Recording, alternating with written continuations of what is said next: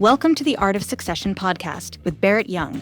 Join us as we explore the strategies, stories, and insights that shape the journey of leadership transitions and business success. No matter where you find yourself along the journey, this is the podcast where you'll find the tools to make it happen. When people have everything that they probably ever needed and they don't have a lot of things to do, it seems like there's a lot more complaining going on. So to me, a leader's role is to be able to adapt. As a senior enlisted leader, my job is to find out what the unit needs, clarifying expectations.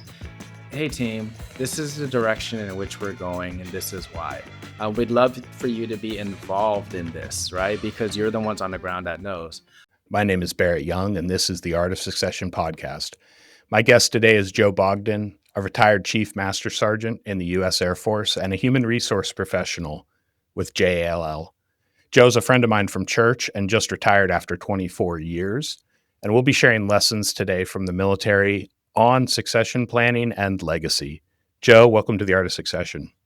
Thanks, Barrett. Man, this is it's an absolute honor to be on your show with you and to be able to share some space with you.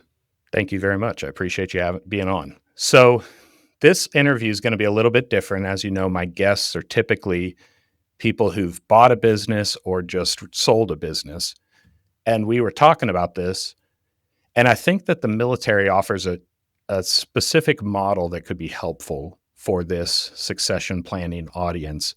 Because I guess for those who don't know, tell me a little bit about how often in the Air Force you would stay at a given duty station.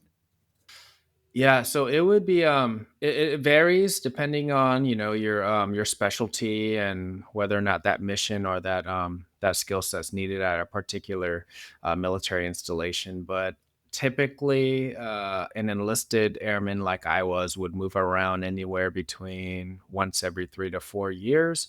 And then as you rise in your ranks, typically when you're at the higher end where I was at, you move much more often to the needs of the Air Force. And when they say needs of the Air Force, that could mean very often. And in the final 4 years of my career, I moved 4 times. So it was definitely quite a bit moving around. Plus, there was a deployment in there in the middle of those 4 years. So it was definitely a turbulent endeavor for that last bit. Yeah. So I don't think civilians realize that. I mean, the military, you guys are always constantly making new friends, fitting into an existing culture, taking over where somebody else left it. And I think that that's going to provide some insight in this conversation just for how somebody coming into a business that already pre-exists, they're joining it, can get up to speed and continue on the business pretty quickly. So I'm really looking forward to this discussion. What brings you to the Art of Succession? I mean, what interested you in this conversation?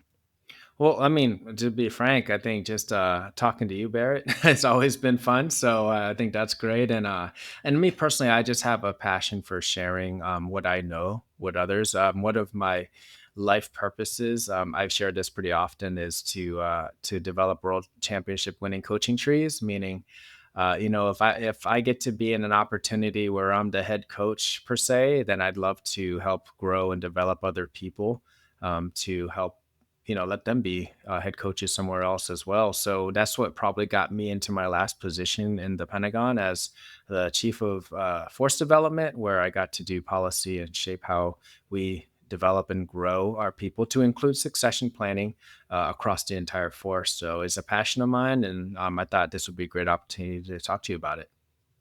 Yeah, and I think that that's another benefit. The military, I did 4 years a long time ago, so I've been out longer than I was a kid before joining at this point. But the military definitely fast tracks leadership. I feel like different than any other business. Within 3 to 4 years in the military, you're leading other, service members.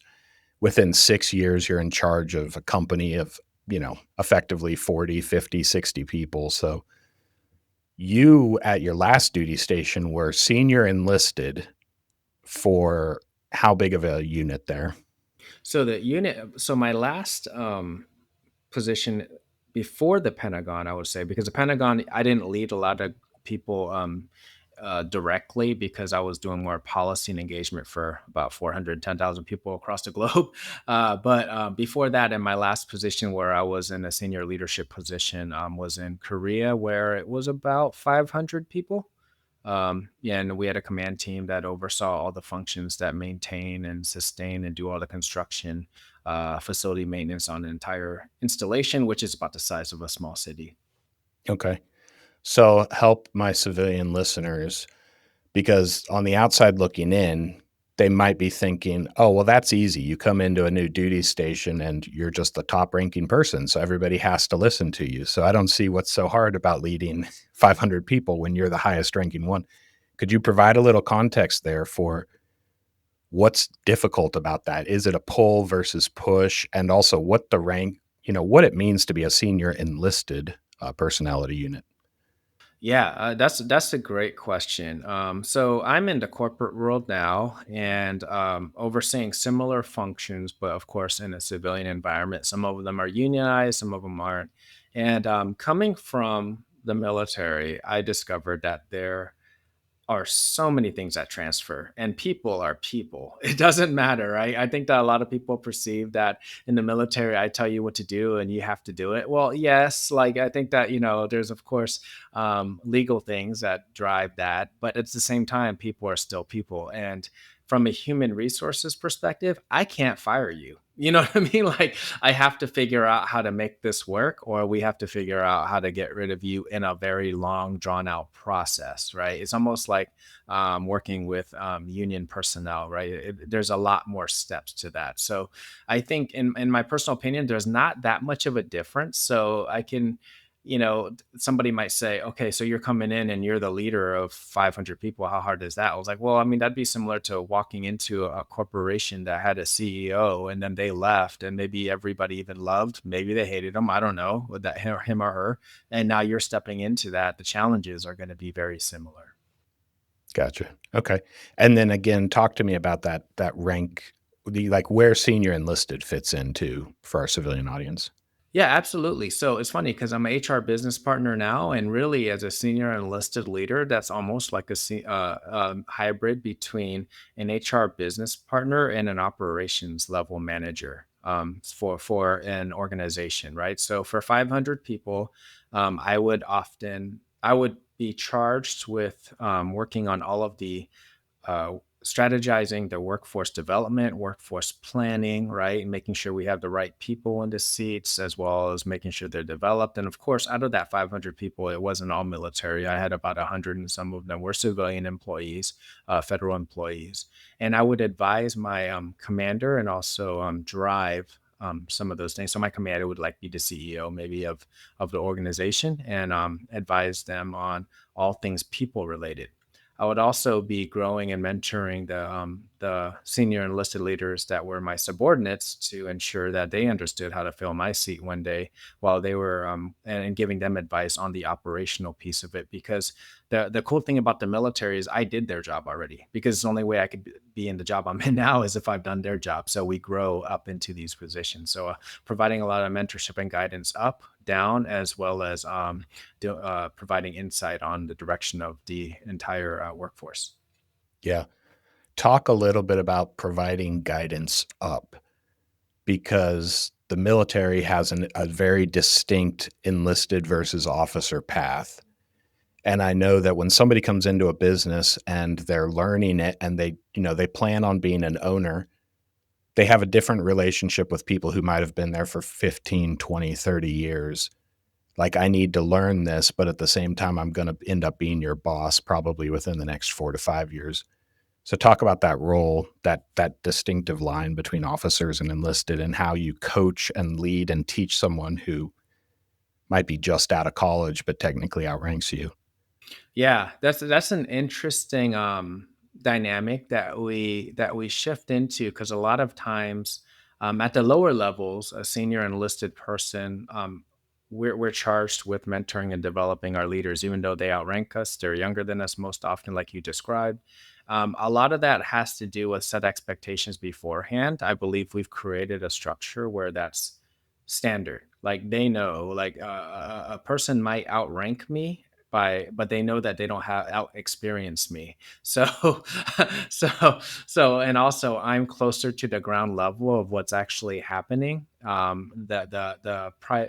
The preponderance of the workforce has gone through what I've gone through and not gone through what that person's gone through. So it behooves them to lean on your senior enlisted leader to provide that sage advice on which way to go. I'm not saying that I've seen everything, but I've seen a lot. So we should probably have a conversation and partner when we're dealing with whether it's an operational issue or if it's an employee relation issue, because the results on the other end are going to be more positive than if you just make a decision and then have to come back to me afterwards to clean up the mess. So it's kind of like an understood, within the military, I know.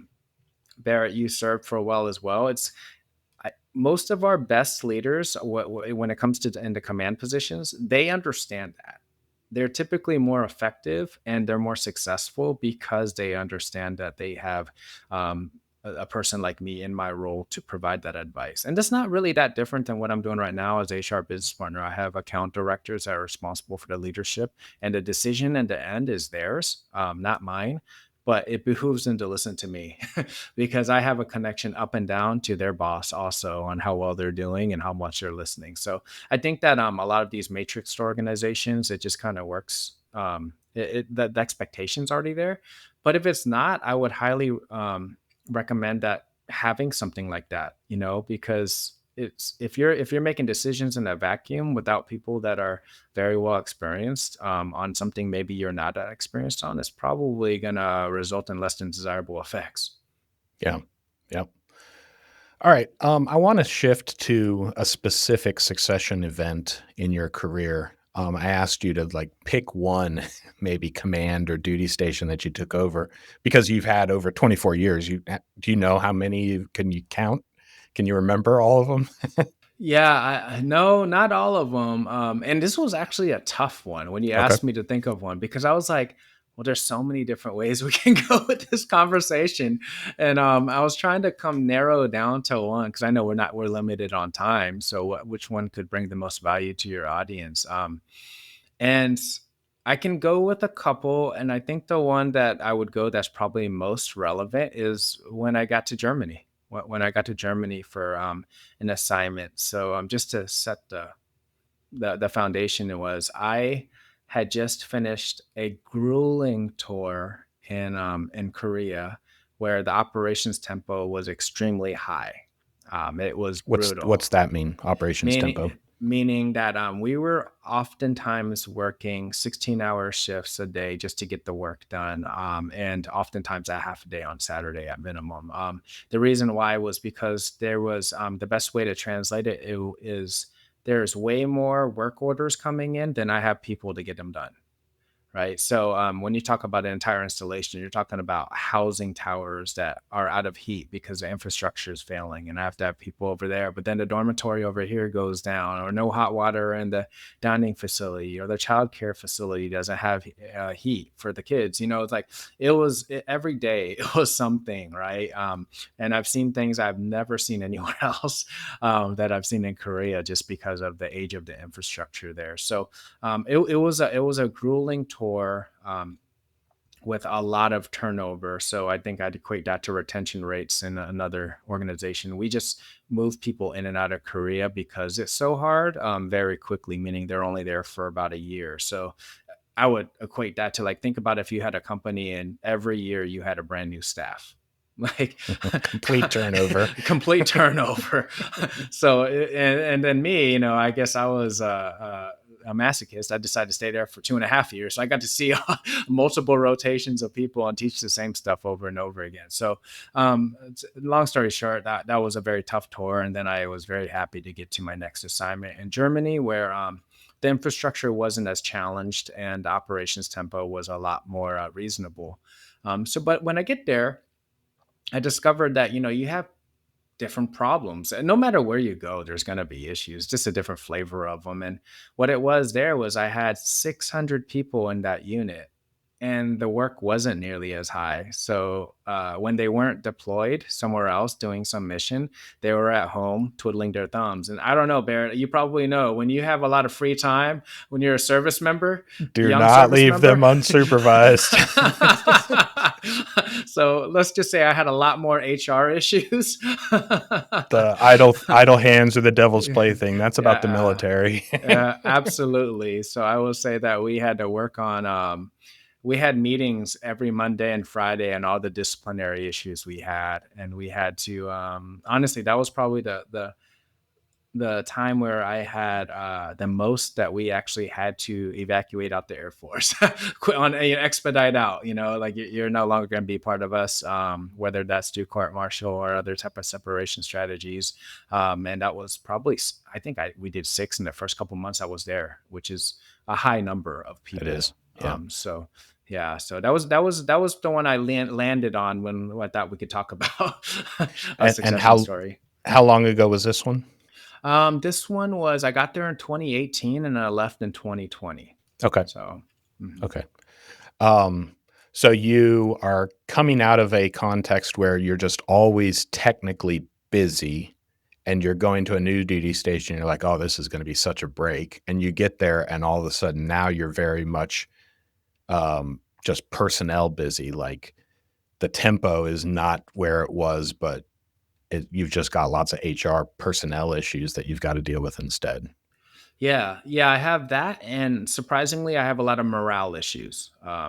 Because when people have everything that they probably ever needed and they don't have a lot of things to do, it seems like there's a lot more complaining going on. They lose their life purpose. What am I doing here? Yeah. Don't have anything to do all day. Yep. Yep. Absolutely. So talk to me. I want to talk about getting up to speed in a new duty station, the shift that it takes to step in, because it's not like the unit can say, okay, we need to take 6 months off to get Joe up to speed on this. So talk to me about that rapid transition and how quickly you get the skills necessary to take over this job. Yeah. So, you're 100% right. There's an expectation, especially if you're in a leadership position. Some of the younger subordinates, they get into their place, and then there's a standard onboarding with the sponsor that's assigned to them to show them what the base looks like. They may even need to go to some language classes because you're in a foreign country sometimes, right? So there is an onboarding platform. I discovered that the higher you go in rank, the less they think you need that. So you're just kind of dropped off into the middle of the woods with a compass, and maybe half a map. So you're kind of looking through the lens of what's going on around here and what's expected of me. And as a senior enlisted leader, something that I tell people often is that you're not the commander of the unit. So your job is to support the commander of the unit.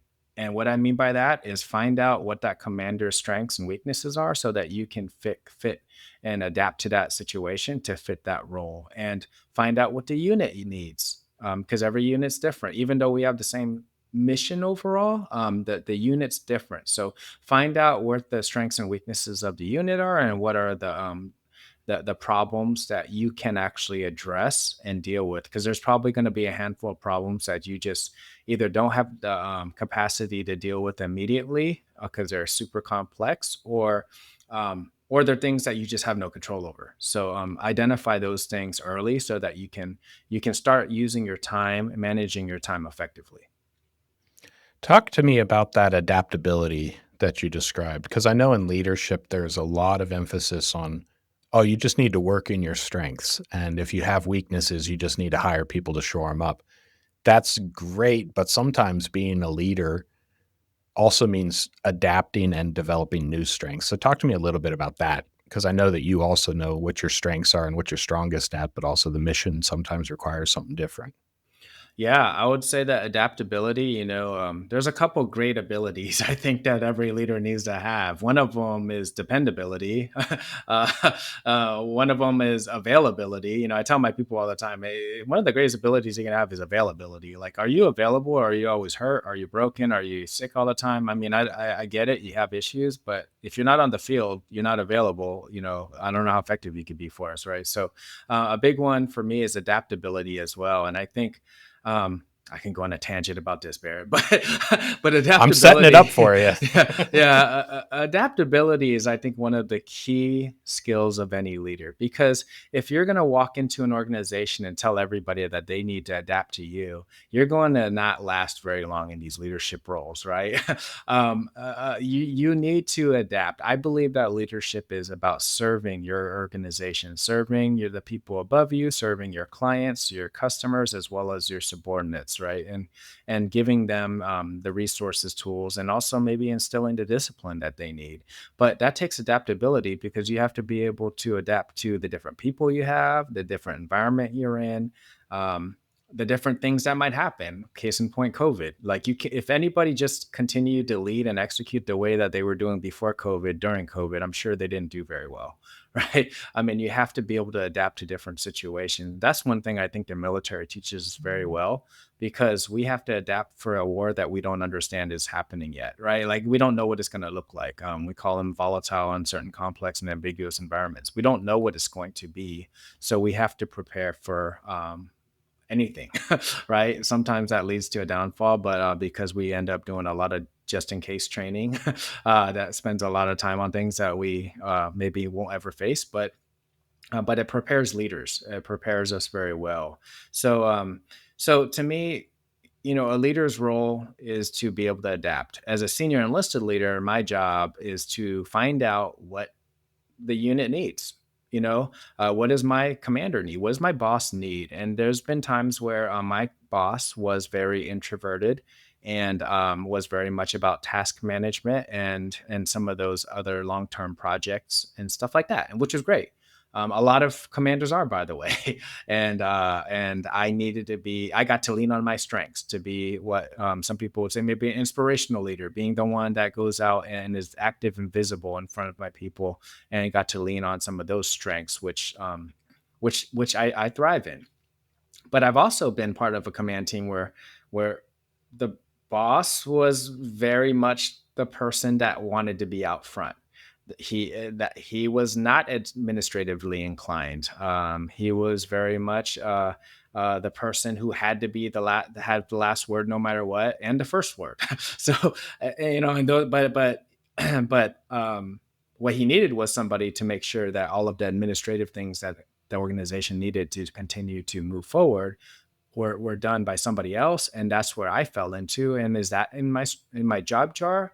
My job jar is whatever my leadership needs and whatever my unit needs. So yes. So did I have to adapt to that?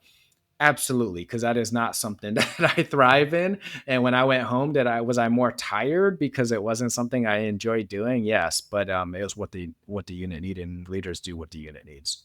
Hmm. Talk to me a little bit about the difference, I guess, between adaptation and abdication, because you do need to adapt and you do need to maybe reach outside your comfort zone on some skills, but you also don't. I mean, at some point, you need to make the decision. You can't just say, well, I'm going to adapt to the junior leaders around me, or I'm going to. Do you see a difference there, or maybe just riff on that for a minute? Yeah, that is a good conversation. Yeah, I think that it's a good thing to talk about. I think that leadership operates in a gray, so there's not necessarily like okay, you should do it this way and you should do it this way. I actually wrote so I'm working on a book right now, and there's a full piece on how I found out leadership's an art and not a science, and if you try to break it down to a science, you're going to be like very, very much disappointed in your results, right? So I do think that there is you have to strike that steady balance between just being there and adjusting to every single whim that happens, right? Or every single thing that somebody wants, and but you do have to adapt. You need to grow and continuously adapt. So where do you find the balance in that? To me, I think it's in what your foundation is in and your values as a person, and also your organizational values. What is the value, the organization value, and be able to look at that and determine, okay, what is it that we accept and what is it that we don't accept. And by the way, if your values start to deviate so far from your organizational values that you have a hard time doing this, it might be time to go look for something else, right? Because you're just going to be miserable and you're going to have a hard time. But But I think balancing out your personal values and what you know is right and wrong, and having those foundational things, your principles, your core values, and also balancing that out with the organizational values, what we espouse is the way that we want our team to operate. Um, Now you have a foundational framework to operate from when people are adapting, going back and forth on, okay, um, should we let everybody walk in with cut off sleeves? We're trying to keep a professional environment, but is that something, the young kids like that nowadays? I'm making all of this up. The young kids like cut off sleeves nowadays. Do we want to try to keep? It was like, that isn't who we are. Right. You know what I mean? I think those are the conversations that you need to have to determine when adaptability is the right thing versus, when you need to hold a line. Yeah. Yeah, because adaptability can definitely be a superpower, but at some point, when you say the customer is always right, for example, this is my riff. When you say the customer is always right, then you're going to end up doing 50 different things for 50 different customers. And I always say the customer is not always right, but the right customer is right most of the time. And that's kind of how I adapt it, because you can have wrong customers in your company demanding you adapt to their needs and what they want, and you just need to get rid of those.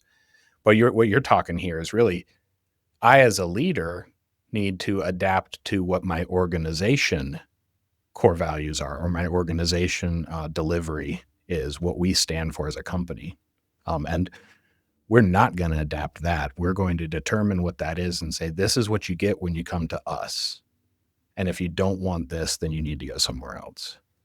Yeah, and when companies, corporations, and organizations, when they start wavering on some of those foundational values, this is where I see stuff going left really fast, where standards are misunderstood. We don't even know what are we doing?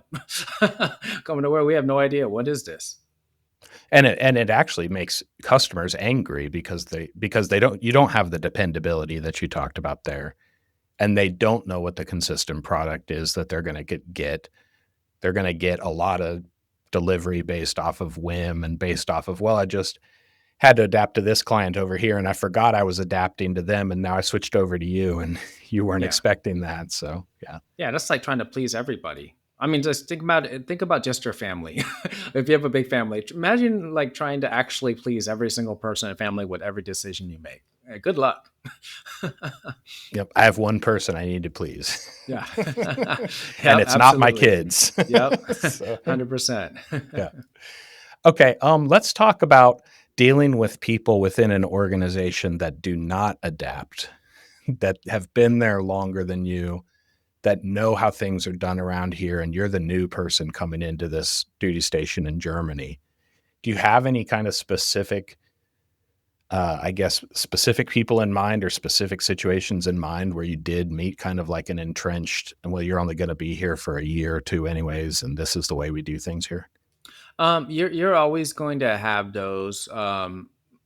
We have an interesting mix when we blend a bunch of military people coming in with a bunch of civilian workers that have already been on the team for 20 plus years. And by the way, I give a hearty salute to those people because I can only imagine watching a new me come in every 2 years. I mean, I and having to adapt to every situation, right? So, It's and easy so to become entrenched, right, calloused. Yeah. right, absolutely. And I think that, what I've seen work out for me is like, hey, why are they entrenched?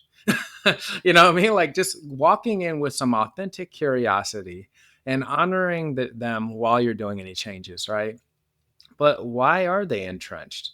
A lot of times people are like, oh, Barrett's just entrenched. He's not going to change. He's just the way he is. Well, like, has anybody asked him why? Like, why doesn't he like this thing? Maybe he is just get off my lawn, Barrett. But maybe he's seen this tried 16 times in different ways, and we're not saying that it can't work again this way. But maybe he just wants to be included in the change.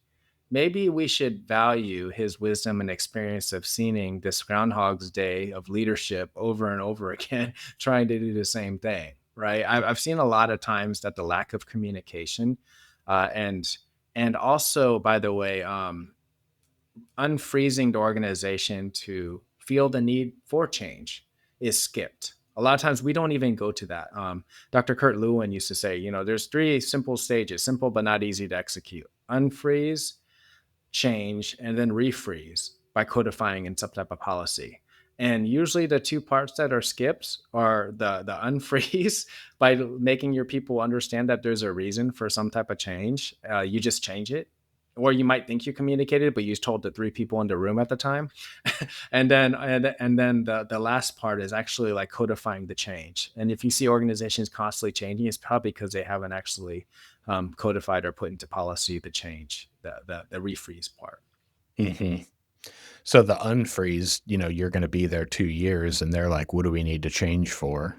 Yeah. You're going to be gone, and the Yeah, I next can wait you person's going to out. want to change this anyway. So you have to make them see the house is burning here before you tell them get out of the house, right? So, Yeah. Yeah. And then also like, I just would ask like any leader that walks into an organization, whether you're military or not, we all have this idea of how we want to lead and have this agenda. Like I know agenda has a negative connotation, but we all have this idea, this game plan that we have. Um, let's just make sure the change isn't stupid anyway. Like, you know what I mean? That it applies, because maybe they don't like your change because it's dumb. Like, I maybe they're right. don't. Right? Maybe they're right. Okay. Maybe they are right, and you have to accept that, and in humility, you have to be like, "You're right. I understand now what you've done with the past 8 people in my position that have tried to change this over the past 16 years." Or you've listened to them and you found out why they're entrenched, but they're still not budging. Like, have you had any situations with that? Or maybe where you got them to budge, but before you got them to that point, they already got 3 or 4 of their coworkers all against you, and they're just like, it's gonna be hard to break that up now because 'cause they've kinda, like, formed this team around not listening to Joe, the new guy. Hmm. Any Yeah. situations like that that come to mind?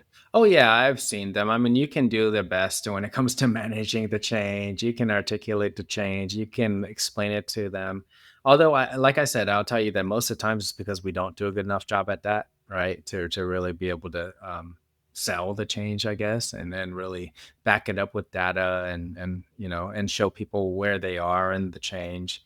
And you go through all of that, and they're still like, I don't feel like doing this. And I was like, but we are doing this. And like, I was gonna ask, like, the at what yeah, point does it, "Well, I'm the, chief master sergeant. This is yeah, what we're doing." yeah, yeah. How soon do you pull out that trump card there? How soon do you just say, "Well, this is what we're doing," or "This is what this is what, captain says we're doing," or whatever the case might be? Yeah, I think that and this is the same. And I've been in the corporate world, same thing. Some like leadership says this is what we're doing. So I don't know why this is a negotiation, right? We'd love to get your feedback on how we could do it the best way possible, but it's not like we're like taking votes on whether or not we're doing this, right? I think like clarifying expectations. Hey team, this is the direction in which we're going, and this is why. Um, if you have an issue with this, you're very open to communicate that and also provide an alternative method to get to still that's that change that we're moving towards. We'd love for you to be involved in this, right? Because you're the ones on the ground that knows. However, if you're just going to come and say you don't want to do it and you can't back up the reason why it's not a good idea, then we're just that conversation is just not one that we can entertain right now because we are on a timetable. So I don't like pulling the trump card on somebody, because I just don't think that. I think that's a short term answer, right? Because sometimes if you can't sell them on the change, what happens is they may agree to your face and they slow it down somewhere else down the line. You're just going to deal with that problem somewhere, right? um, but I think that bringing them into the fold, explain to, and putting in some frameworks. Something that I learned a lot earlier from somebody that I look up to was implement a two but rule and make that a very early discussion with your team. Is like, hey, I have a two but rule. And what I mean by that is when I am set or the direction's coming down that we're going in a direction, you could say, hey, but chief, I don't think this is a good idea because blank, and I am going to be very happy to receive that, but chief, right? Okay. Please. Yep. Yep. Yeah. But if you still haven't changed my mind in that one butt, use your last butt sparingly because we got two. Be very careful because you got two butts to convince me otherwise before we're going lockstep and you're going to be agreeing on this, or we're going to do a coach out type. We're either coaching up or we're coaching out around here. So those are some of the things. I think laying out that foundational expectation early is very important. So choose your second one wisely because you're not going to get a third. And if you wasted it on something petty or small, then you're going to regret it. Yeah, So yeah. I value you. gotcha. I value your input, but Yeah. let's make sure. We have blind spots and we do Yeah, make decisions and we don't consider ramifications, how it's going to affect somebody over here or a contract or something like that. So we do need to see those. But if every time I bring you something, you're like, but what about this? But what about that? But what about this? But what about that? And it's like, well, no, we're heading in this direction. Let's figure out what needs to be adapted while we head in that direction. But you're not going to talk us out of that direction as a whole. We might shift a little, but it's not 180. yep. I'm about improving the solution. I'm not about sabotaging the solution with a whole Nice. bunch of whatevers. Yeah. I hope that you've enjoyed part 1 of this great discussion with Joe Bogdan. You can watch part 2 of our interview linked right here. We have new episodes twice a month, interviewing business owners with their own succession stories. If you'd like to be a guest on our show, our link is down in the description. If you've enjoyed this episode, I ask that you please share it with others, and I want to thank you for watching The Art of Succession.